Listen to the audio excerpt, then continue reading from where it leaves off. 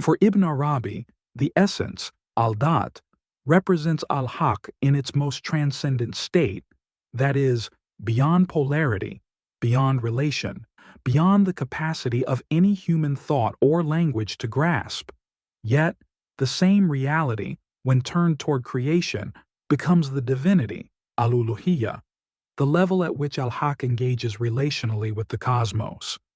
In this discussion, we will explore Ibn Arabi's distinction between the essence and the divinity, a distinction that allows us to understand that the infinite remains unknowable in itself, yet becomes known through its self-manifestation.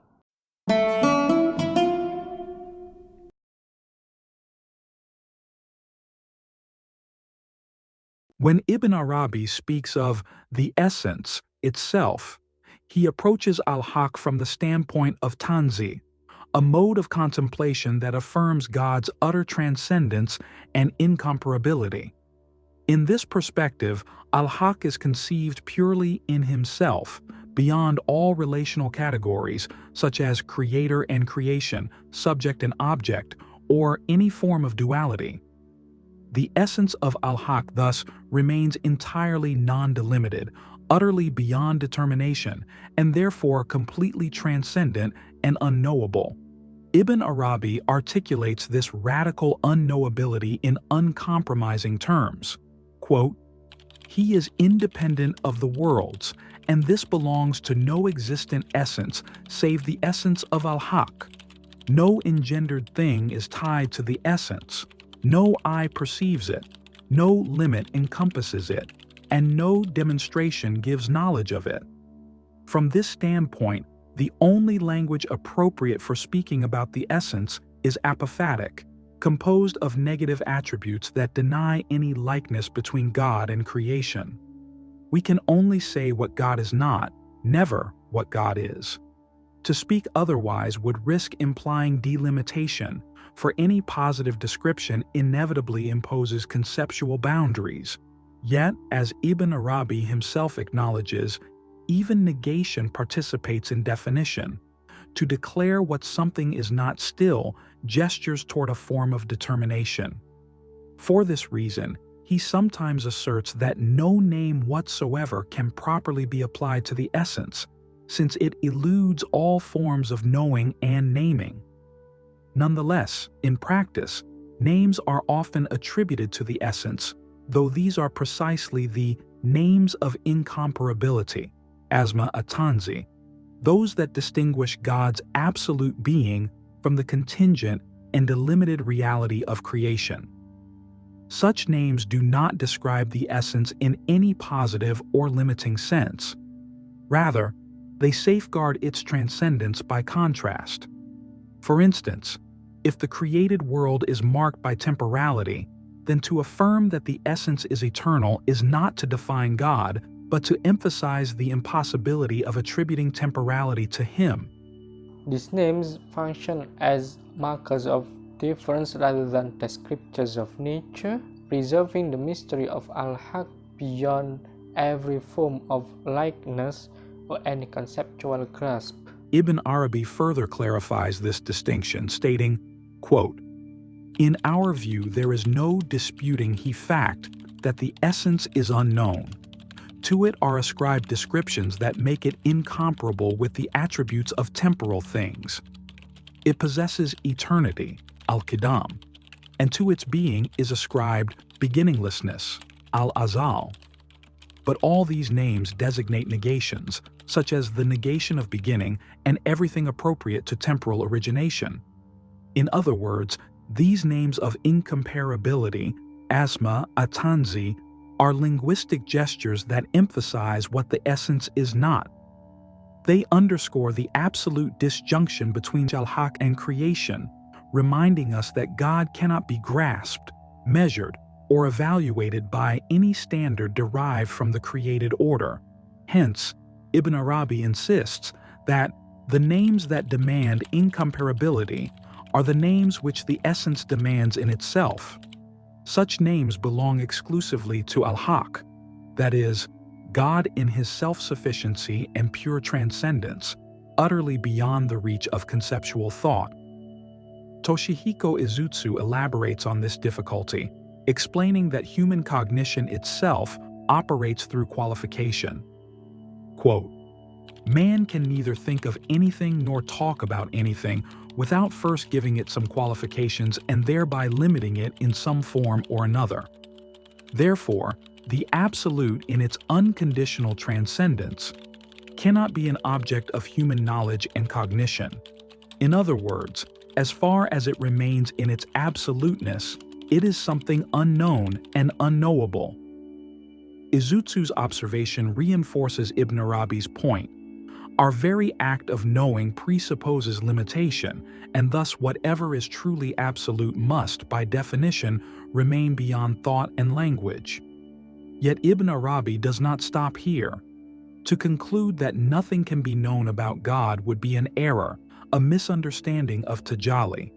The unknowable essence has freely chosen to make itself known through revelation, prophets, and the manifold signs, ayat, scattered throughout existence. These mediations convey not the essence as such, but God's self-description expressed through the names of similarity, asma at-tashbih.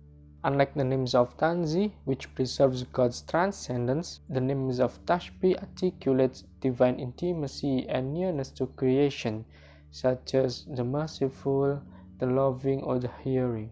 Ibn Arabi observes that these names vastly outnumber those of transcendence, suggesting that God's relationship with the world is not one of pure distance, but of active presence and participation. This insight leads him to speak of God as divinity, al-uluhiyyah, that is, the essence considered in relation to creation.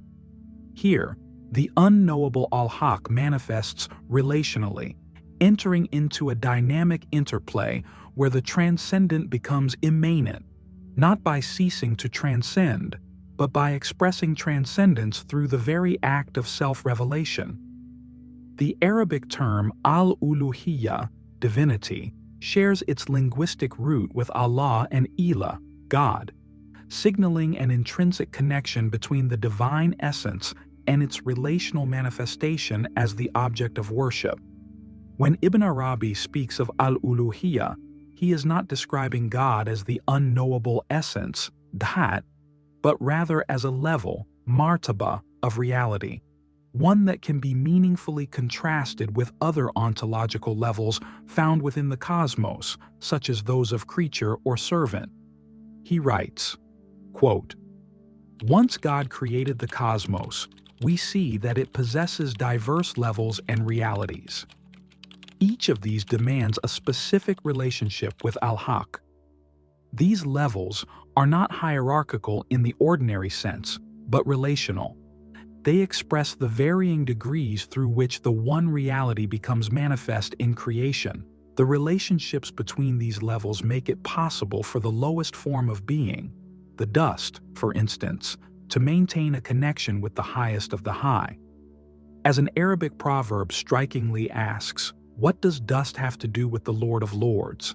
For Ibn Arabi, this question captures the paradox of existence. Only through divinely ordered relationships can the finite bear any relation to the infinite. To speak of such levels, maratib, is therefore to speak of relationships, nisab, which inherently imply polarity between the known and the knower, the created and the creator, the contingent and the necessary. Yet Ibn Arabi emphasizes that, quotes, "Strictly speaking, the essence as essence has no relationships with anyone or anything. When we speak of relationships, we are discussing the essence insofar as it is a God, Ilah. In other words, relationship belongs not to the unknowable essence, but to the divine considered as al-uluhiyyah, the reality turned toward creation."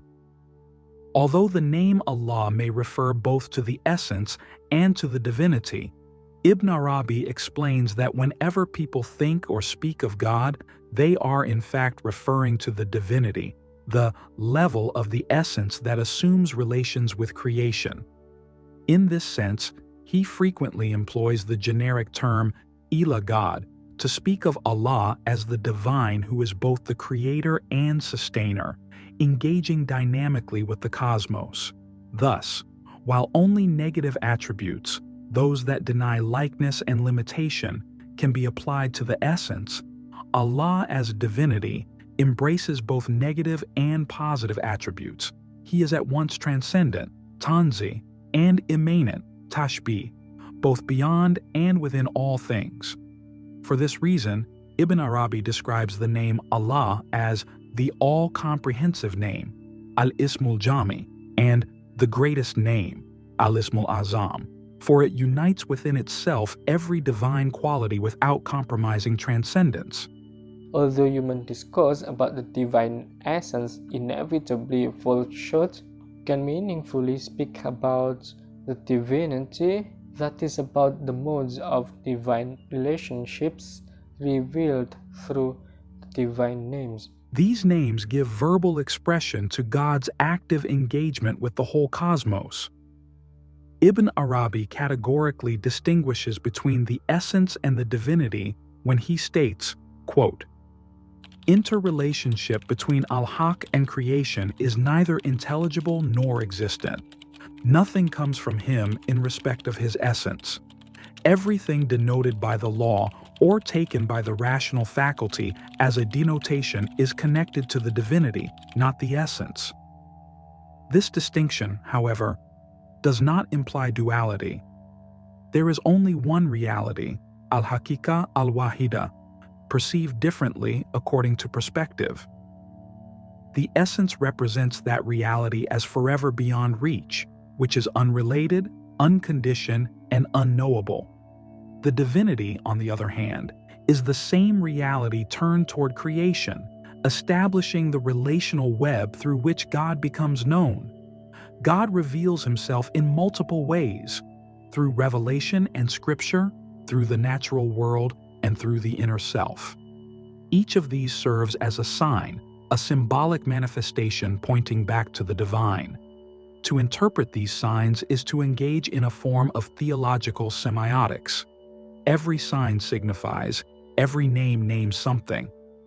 Thus, for Ibn Arabi, to contemplate the world, scripture, or the self is to read the infinite discourse of the divine names, through which the unknowable essence discloses its presence without ever ceasing to transcend it.